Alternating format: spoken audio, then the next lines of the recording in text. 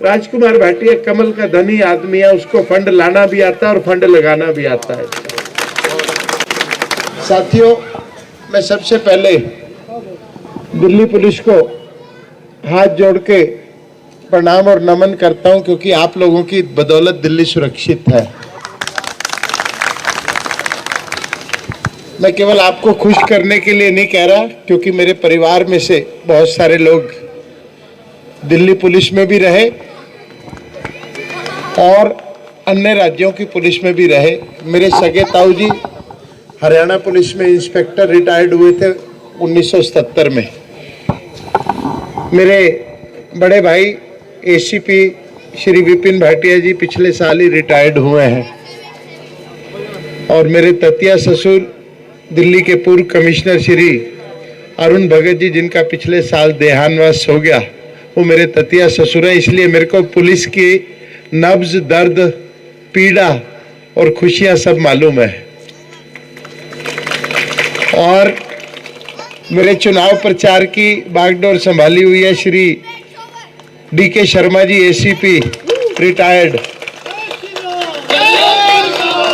अगर दिल्ली पुलिस का एक रिटायर्ड पदाधिकारी दिल्ली के चुनाव की बागडोर संभाले घूम रहा है, तो इसका मतलब मेरा दिल्ली पुलिस से नाता थोड़ा सा औरों से ज्यादा स्ट्रांग है। मेरे लिए आप मात्र वोट नहीं है, यहाँ के 2 बूथ हैं। मैं आपको वोट समझ के आपके पास नहीं आया हूँ। मेरी आपके प्रति निष्ठा, आपके प्रति जो आदर सम्मान है और कोरोना काल में जो आपकी भूमिका थी दिल्ली पुलिस की, उस मान सम्मान के नाते मैं पुनः आपके आदर के लिए आपकी सेवा में प्रस्तुत हुआ हूं, क्योंकि आपने उस काल में जो दिल्ली की सेवा करी है वो किसी ने नहीं करी है। मेरे यहाँ बहुत सारे मित्र भी रहते हैं जो दिल्ली पुलिस में है। सतीशन जी हैं, कांस्टेबल सोनू राणा जी हैं और उधर डीसीपी साहब हुक्मा राम जी हैं, सारे मित्र हैं। और उन्हीं मित्रों के नाते मुझे कोविड काल में दिल्ली पुलिस की जो SOS सर्विसेज थी खाना पहुंचाने की, उसका हिस्सा बनने का अवसर मिला। मैं रोटी बैंक नाम से आइए बाजी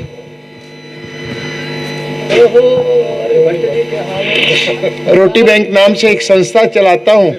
तो सबसे पहले मेरे को दिल्ली पुलिस हेडक्वार्टर से फोन आया कि आप अगर हमें दिल्ली पुलिस के लिए खाना दे सकते हैं क्या कोविड में, और देंगे तो कितने पैकेट देंगे, और कितने पैकेट देंगे तो कितने पैसे में देंगे। मैंने कहा जी मैं पैसे लेके काम नहीं करता हूं।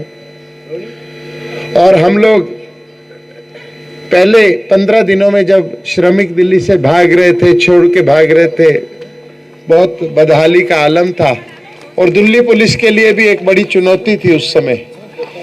तो हम लोगों ने 5000 पैकेट रोज दिल्ली पुलिस को खाना बनवा के दिया, ताकि वो जो खाने की चुनौती थी, कम से कम दिल्ली पुलिस का जवान जो अपने परिवार से दूर अपनी जान की परवाह किए बिना उस समय अपनी ड्यूटी निभा रहा था, उसके प्रति मैंने अपना फर्ज निभाकर, मुझे लगता है कि मैंने उस समय देश की सेवा की थी। आपके सीने पर लगा हुआ मेडल, आपकी नेम प्लेट, आपके सीने पर खाकी वर्दी किसी को भले प्रभावित करती हो या ना करती हो, आपके बारे में क्या सोचते हैं, लेकिन मेरा आपके प्रति सम्मान का रिश्ता और नाता, मैं उसको निभाने के लिए यहाँ पर आया हूँ। मैं चाहता तो अपने चुनावी एजेंट के तौर पर संगठन के 2-4 कार्यकर्ता भेज देता, पूछ लेता, कोई जरूरत हो तो बता देना, कोई काम हो तो बता देना, क्योंकि चुनाव का दौर है, सब झूठे सच्चे वादे करके चले जाते हैं। लेकिन मैं केवल आपको याद दिलाना चाहता हूँ, 2013 में रामकिशन सिंघल जी का जो कार्यकाल था, वो इस कॉलोनी के लिए स्वर्णिम कार्यकाल था जी साहब। और उस समय जो जो काम हुए थे, 2013 में पार्टी ने मेरे को टिकट न देकर रामकिशन सिंघल जी को दिया था। वो आउटसाइडर थे लेकिन हमारी पार्टी के थे। तो उन्होंने मुझे कहा कि राजकुमार, सरकार चलने वाली नहीं है, तो तेरे दिमाग में जो जो काम तूने क्षेत्र के प्रति पहले सोच रखे थे मुझे बता दे। मैंने अपने ब्लूप्रिंट की पूरी फाइल उनको निकाल कर दे दी। और उस समय जो सबसे महत्वपूर्ण काम हुए थे, वो दिल्ली पुलिस की इस कॉलोनी में कुछ काम ऐसे हुए थे जो वर्षों से लंबित थे। आज भी मेरे पास एक ब्लूप्रिंट है। मैं पिछला चुनाव भी लड़ा, आपके भरपूर सहयोग के बावजूद मैं 1500 वोटों से चुनाव में छिटक गया। मेरे लिए अवसर भले चूक गया हो, लेकिन मैं 5 साल पूरे फील्ड में रहा। एक एक गली, मंदिर के पंडित जी बता सकते हैं कि मैं मंदिर में अक्सर आता हूं, मैं मोटरसाइकिल पे घूमता हूं, मैं गाड़ी लेके कभी नहीं आता। और सवेरे गांधी विहार से लेकर संजय एनक्लेव तक 6.5 किलोमीटर का जो सफर है मैं प्रतिदिन मोटरसाइकिल से क्रॉस करता हूं। ये मेरे पिछले 5 साल की रूटीन है। और एक रास्ते से नहीं जाता, अलग अलग रास्ते से जाता हूं, ताकि मेरे को सड़क पर पड़े हुए खड्डे दिखाई दे जाए, पार्कों की बदहाली नजर आ जाए, जहां जल भराव हुआ है वो नजर आ जाए। कहीं आपके यहाँ तो मुझे लगता है कि कम है, क्राइम नहीं है, लेकिन बाहर जहाँ क्राइम है, जिस प्रकार की चुनौतियों से आप रोज जूझते हैं, वहां जनता भी जूझती है। तो मैं इसी काम में लगा रहा और पार्टी ने फिर मुझे अवसर दिया। लेकिन इस बार ये अवसर थोड़ा सा श्रेष्ठ है, क्योंकि इस दौरान में, इन 5 सालों में, एक तो आपने दिल्ली की कुशासन वाली सरकार को देखा है कि जो दिल्ली पुलिस के प्रति या आम जनता के प्रति उनका रवैया था वो कैसा रहा। कोविड काल में दिल्ली की सरकार की सोच क्या रही। और एक तरफ मोदी जी की गारंटी वाली सरकार को आपने देखा है किस प्रकार देश का मान सम्मान बढ़ा रहे हैं। और तो और दिल्ली में पुलिस मेमोरियल बनाकर उन्होंने जो दिल्ली पुलिस का सम्मान किया है और पूरे देश की पुलिस का सम्मान किया है, वो अपने आप में अद्वितीय है। मैं उन परिवारों के बारे में जानता हूं। राजकुमार भाटिया आपका वो साथी है जो इंस्पेक्टर मोहन चंद शर्मा की पुण्यतिथि पर पिछले 12 साल से लगातार पूरी दिल्ली में इकलौता कार्यक्रम करता है।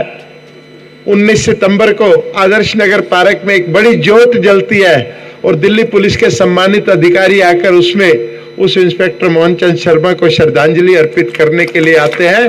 इस बात से आपको पता चल जाएगा कि मेरा दिल्ली पुलिस के प्रति क्या सम्मान है। मैं यहां से गुजरता हूं तो देखता हूं, मुझे पता है कि हाई मास्ट लाइटें बंद पड़ी है, लेकिन मैं कुछ कर नहीं सकता। इन 5 सालों में मैंने अपने आप को मजबूत किया, कुछ योग्यताएं और क्षमताओं का अपने अंदर एनहांस किया मैंने। जब पहली बारी माउंट एवरेस्ट से एडमंड हिलेरी जो है छिटक गए थे, सफल नहीं हो पाए थे, तो उन्होंने नीचे उतरकर माउंट एवरेस्ट की ऊंचाई देखते हुए कहा था कि है mount, I will come back. Mount, मैं दोबारा आऊंगा। माउंट यानी कि माउंट एवरेस्ट, मैं दोबारा आऊंगा। और जब मैं आऊंगा तेरा कद पिघल कर 2 इंच नीचे हो चुका होगा और मेरा हौसला डबल हो चुका होगा। मैं भी डबल हौसले के साथ आपके पास आया हूं। 5 साल के अंतराल में पार्टी ने जो मुझे जिम्मेवारियां दी, वर्तमान में मैं प्रदेश में उपाध्यक्ष हूं, यानी कि प्रदेश अध्यक्ष से नेक्स्ट उपाध्यक्ष होता है। उनके साथ काम करते करते हम निरंतर कुछ ना कुछ रोज सीखते हैं। रोज आप लोगों से मिलना जुलना होता है, रोज आपकी चुनौतियों से जूझना पड़ता है। कभी आप हमारी रक्षा करते हैं, कभी हम आपकी रक्षा करते हैं। लेकिन जिस प्रकार से हमारी पार्टी निरंतर सर्विसेज के बारे में सोचती है, पुलिस स्टाफ के बारे में सोचती है, मैं नहीं सोचता कि आम आदमी पार्टी के लोग 10% भी उस सोच तक पहुंच पाएंगे। वो आपके पास आएंगे, अलग अलग ढंग से बात करेंगे, उनका सामान पहुंचाने का, उनका राशन भेजने का सिस्टम सा बना हुआ है। लेकिन मुझे पता है कि दिल्ली पुलिस का वोट सम्मान सहित भारतीय जनता पार्टी के पक्ष में जाएगा, क्योंकि आप जानते हैं कि मोदी है तो मुमकिन है। आप जानते हैं कि हमारी सेना, हमारी सीमा पर तैनात सेनानी वो मोदी के राज में कितने सुरक्षित हुए हैं।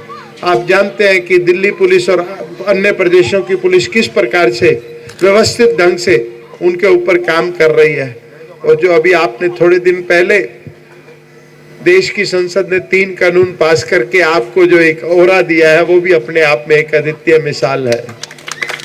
जो लोग टेक्निकल रिटर्न का काम देखते हैं, आप में से बहुत सारे लोग देखते हैं, ये 3 कानून पास होने के बाद पुलिस के ऊपर एक अच्छा सा सुरक्षा घेरा बन गया है। और जो अपराध, बेलगाम अपराधी हैं, उन पर भी नकेल कसी है। तो मैं आपके चरणों में विनती करने आया हूँ। 5 तारीख को चुनाव का दिन है, आप लोग अलग अलग जगह पे ड्यूटी पे होंगे, किन्हीं के पोस्ट बैलेट भी पड़ेंगे और परिवारों के वोट पड़ेंगे। प्रार्थना है अपने छोटे भाई को, अपने साथी को, अपने बेटे को कमल का बटन दबाकर आशीर्वाद दें, ताकि मैं आपके काम कर सकूं, ताकि आपके पंप हाउस की जो मोटर खराब पड़ी है उसको मैं ठीक करवा सकूं।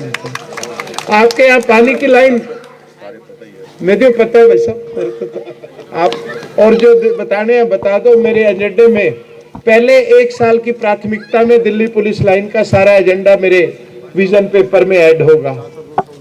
मैं 5 साल का समय नहीं मांग रहा आपसे, पहले साल के अंदर अंदर, क्योंकि इस जगह पे फंड लगाना बहुत आसान है।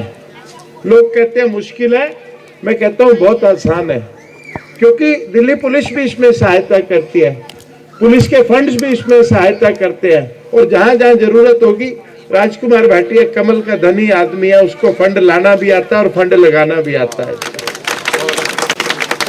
आपके पास तो खुली जमीन है, आपके आदर्श नगर पूरा जो एरिया आपकी जुरिडिक्शन में आता है, आदर्श नगर विधानसभा, वहां पर किसी के पास खेलने के लिए मैदान नहीं है।